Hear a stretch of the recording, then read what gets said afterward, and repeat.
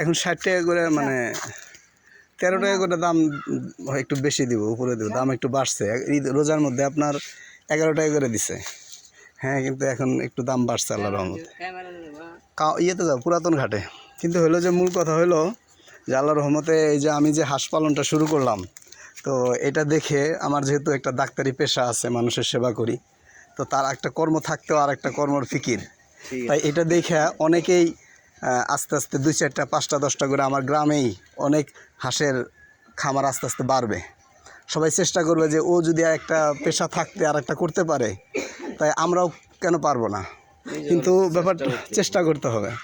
আর হলো যে অনেকে বলে যে আবার যে হাঁস পালে গেদরে, আসলে হাঁস একটু নোংরা জিনিসই, নোংরা জিনিস, কিন্তু তারপরে ওদেরকে মানে পুকুর থাকতে হয়, তারপরে নিয়ম শৃঙ্খলা আছে, অনেক ফিকির আছে।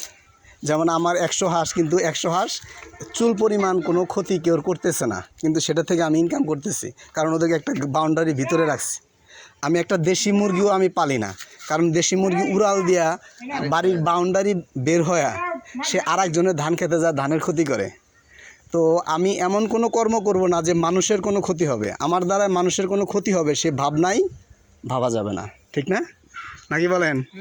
ইনশাআল্লাহ। এই যে আজকে শুধু এই 8 মাস 9 মাস পালার পরে আজকে যে ডিম দিছে, সেই ডিম থেকে মানে আজকের ডিম 58টা দিছে, এটা থেকে কিছু 2-4 টাকা লাভ হয়তো হতে পারে।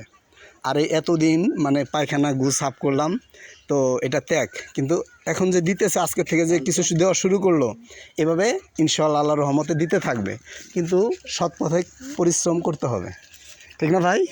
হ্যাঁ, এটা পরিশ্রম করতে হবে, পরিশ্রম না করলে হবে না। আল্লাহর মতো সবাই দোয়া করবেন। এটা ঘাটে নিয়ে যাও, পুরাতন ঘাটে নেব ইনশাআল্লাহ।